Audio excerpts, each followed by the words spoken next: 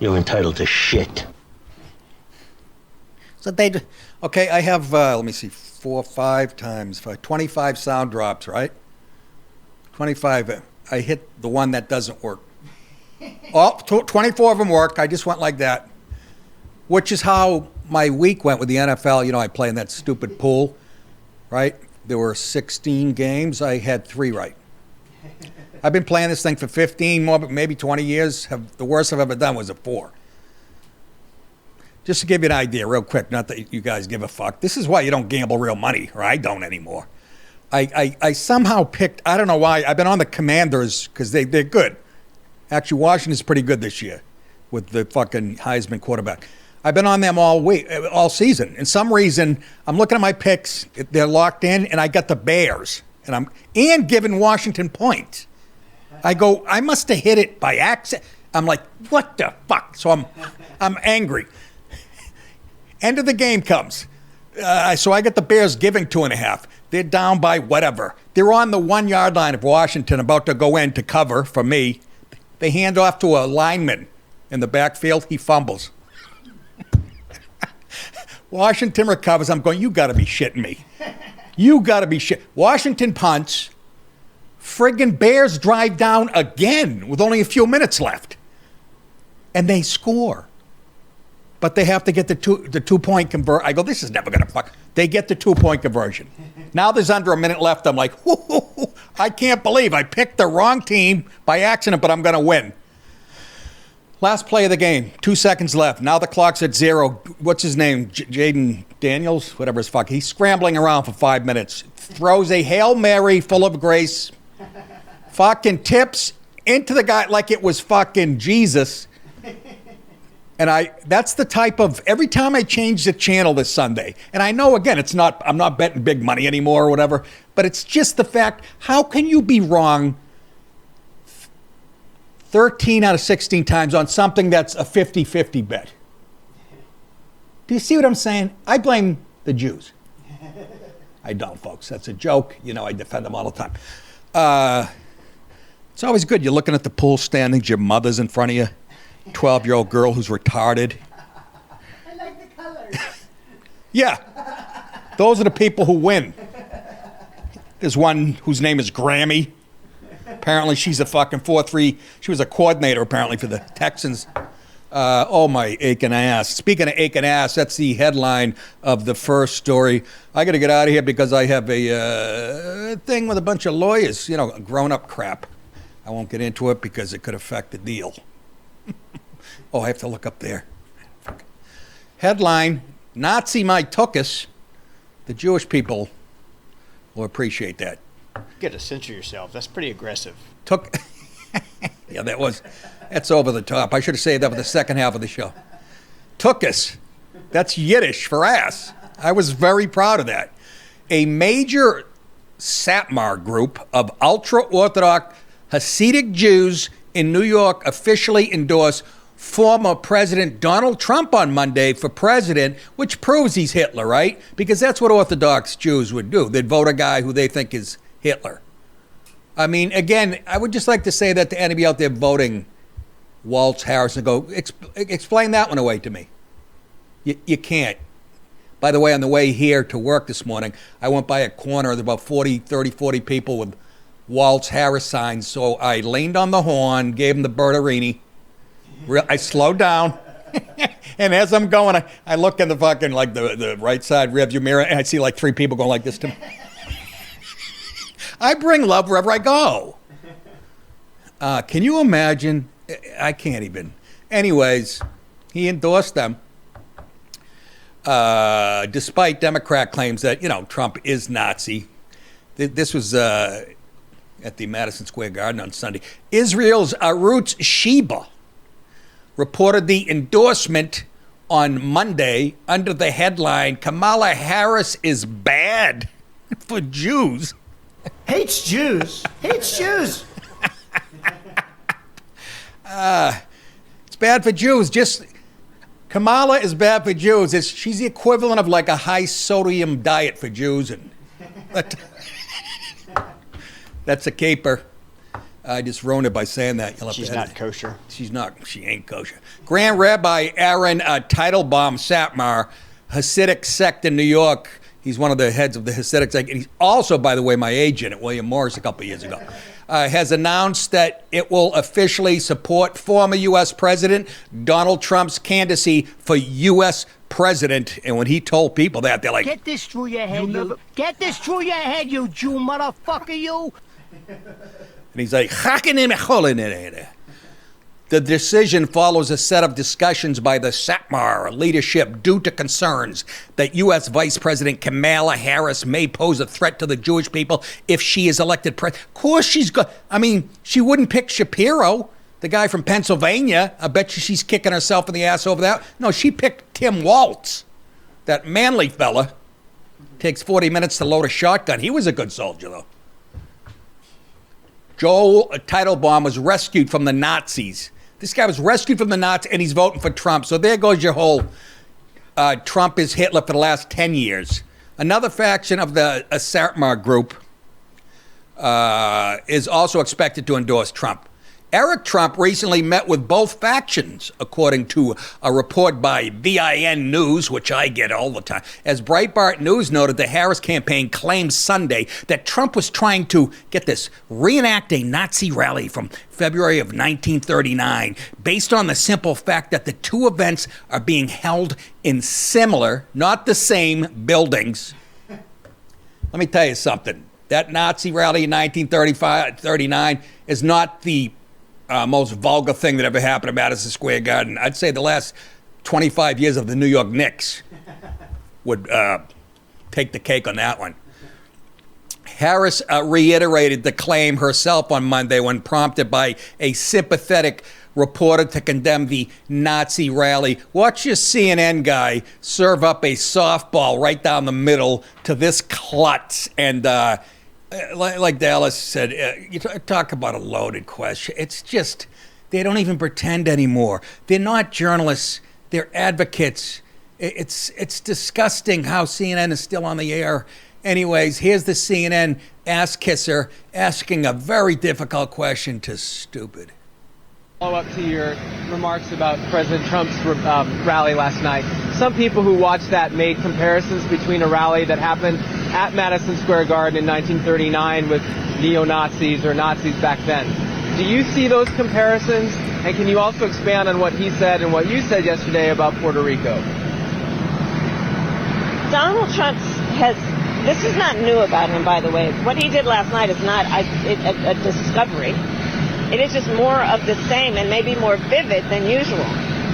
Donald Trump spends full time trying to have Americans point their finger at each other. Fans the fuel of hate and division. And that's why people are exhausted with him. That's why You fucking hypocrite. Donald Trump tried to divide the country. Not you and your boss for the last 4 years, labeling half of America domestic terrorists. Dividing families, having given the thumbs up to teachers who are teaching kids about sexuality instead of their parents. Calling all white people racist. You defending people beating up Jewish kids on campus. That unites, though. This broad. The Hasidic endorsement for Trump came just hours before second gentleman Doug Emhoff, who has newly discovered the relevance of his Jewish identity, was to deliver a closing argument against Trump on anti-Semitism. But I think the Jews, it's amazing what's happening. Trump is bringing people together you would never thought. And the Jews are very excited. We have footage to prove it.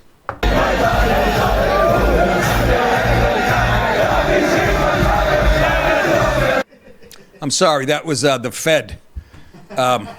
They changed some rules.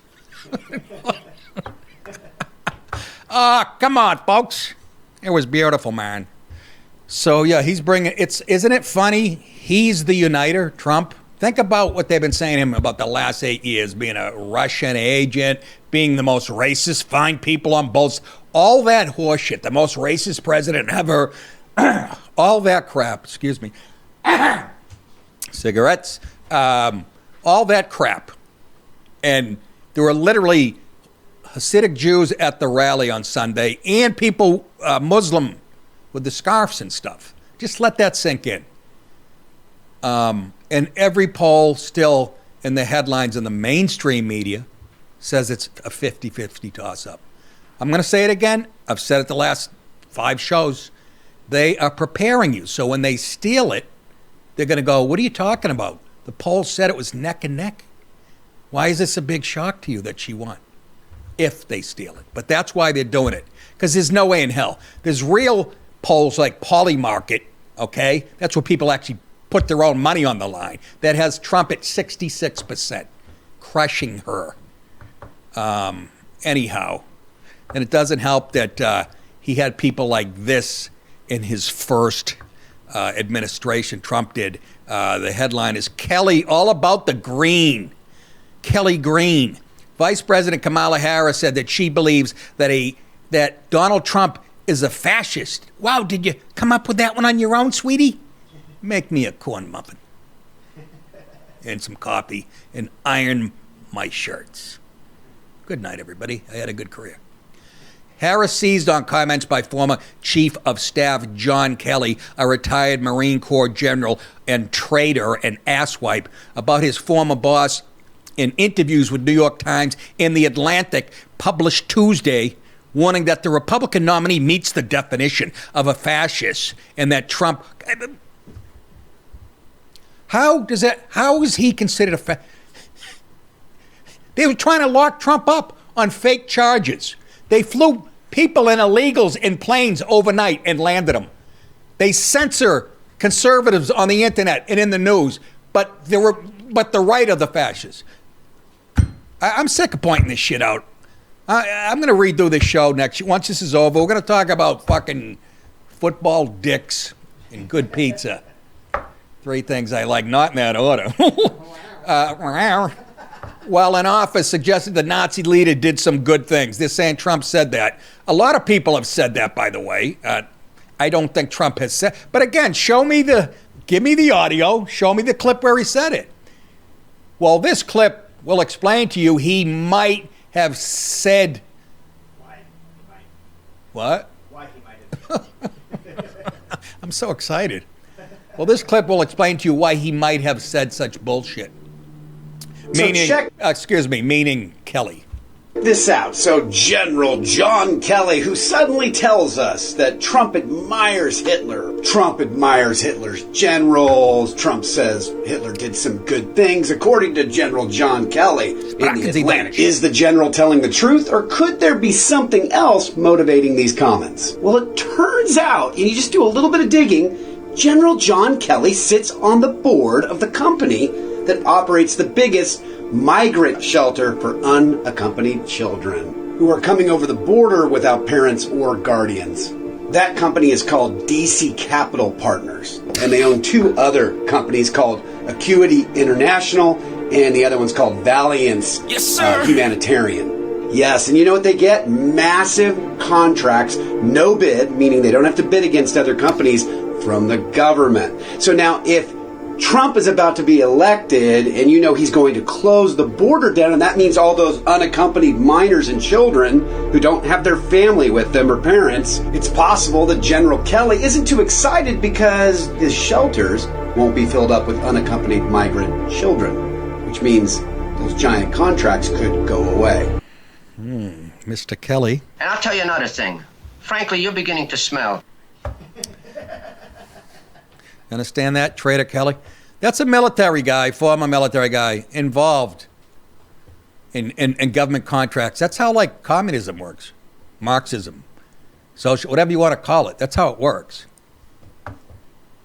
Money that's earmarked for good shit, and they scoop off the top. You might as well be fucking working for Hamas. Scoop off the top. They take a majority. Like I said, take a majority. They scoop from the middle. I know I was in a fucking debate here, but... It's a good point. I know, it's a fucking 8 slices. I'll take 6. They're real pigs is what I'm trying to say. Anyhow, so That's the good thing about this second term for Trump.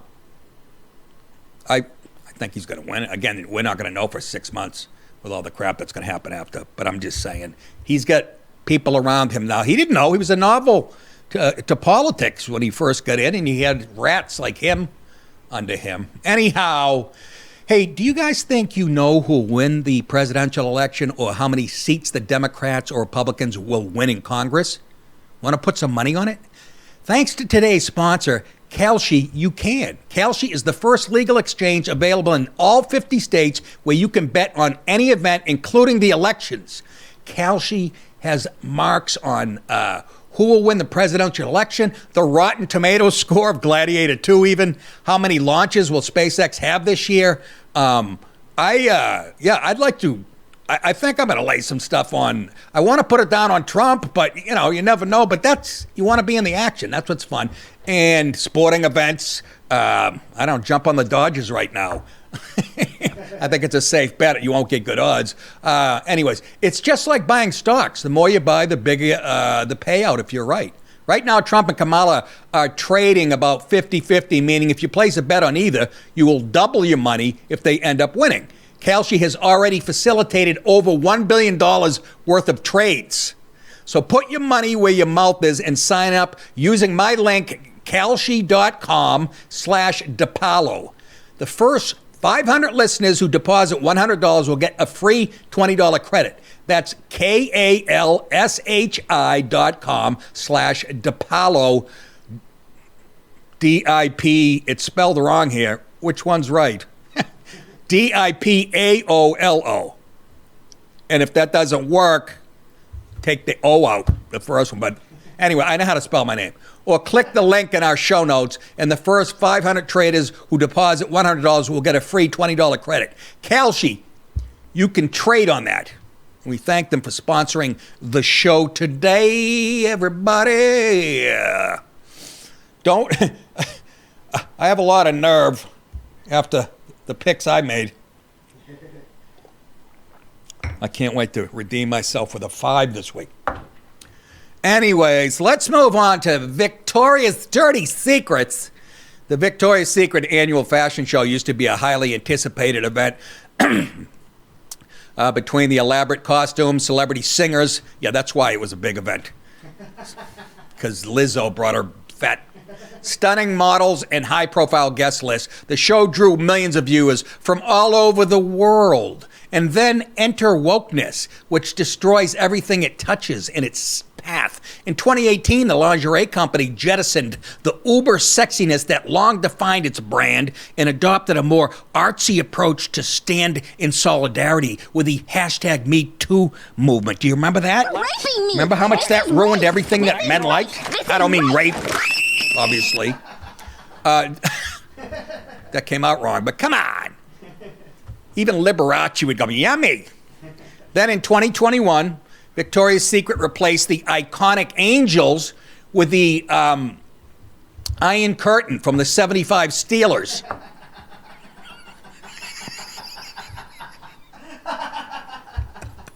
Look at that. You're going to tell me that's not Mean Joe Green's legs? Anyways, replace the iconic angels with a group of varied models and influencers to show their commitment to diversity and inclusivity. There you go. Look at it. It's like a My Pillow commercial.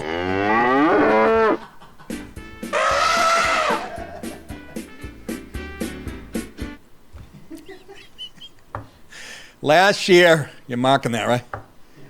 Yeah, that.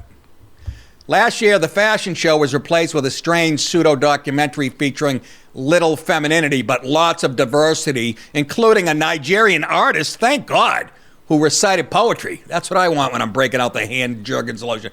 And now for the cherry on top, this year, the fashion show, which just returned after a 6-year hiatus, included 2 transgender models.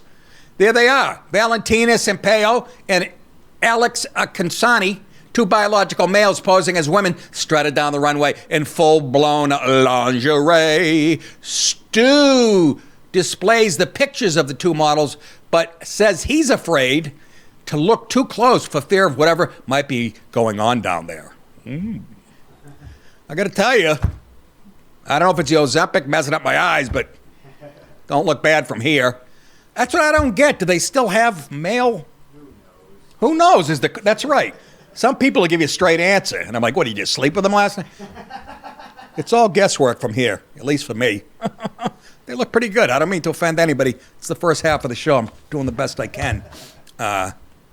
You got to watch out. They're very sensitive, these people. Anyways, for those of you on Mug Club right now, stick around for the second half of the show. The rest of you got to go bye-bye unless you go to nickdip.com and you click whatever. You sign up for Mug Club at nickdip.com and you'll get my entire show. Steven Crowder's entire show. Alex Jones pops in and out. Steven has great guests all the time. I'm talking high-profile people. They have the Undercover Team that breaks national stories. It's a great channel. And while you're at nickdip.com, click on the tour button. You'll see November 9th, which is right around the corner. I'll be at the Bridgeview Center Theater in Ottumwa, Iowa. That's a few days after I get back from Dallas. And also, February 20th of 2025, I'll be at the Bricktown Comedy Club in Tulsa, Oklahoma. And I hear good things. I'm hearing good things about that. So, hope to see you out there. Second half of the show, I'm going to tell you about Kamala Harris. She must be desperate. You won't believe the group she's trying to get to vote for her, but it involves pornography. That's all you need to know, and young fellas. That rules out Tim Walz. Delicious. Delicious. Also, Jeopardy got in a bit of hot water over nothing, but apparently it could have been offensive to one of the women that was on the show. We'll show you a clip of that and see how sad this country is. I cannot wait for, please, Trump, get in. I can't take it no more. Hi, good night, everybody.